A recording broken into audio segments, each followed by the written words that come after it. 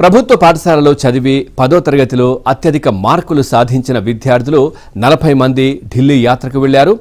ఈ అరుదైన అవకాశాన్ని గుంటూరు పశ్చిమ ఎమ్మెల్యే గల్లా మాధవి కల్పించారు.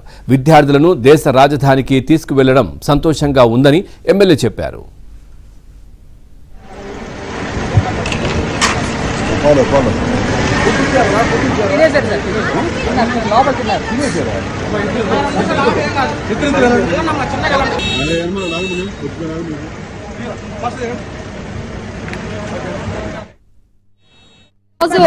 మే 20వ తారీఖు మన ప్రభుత్వ పాఠశాలల విద్యార్థులు ఎంతో అత్యుత్తమమైన మెరిట్ ని సాధించిన విద్యార్థులందరినీ కూడా ఈరోజు విహారయాత్రకు తీసుకెళ్తూ ఉన్నాము.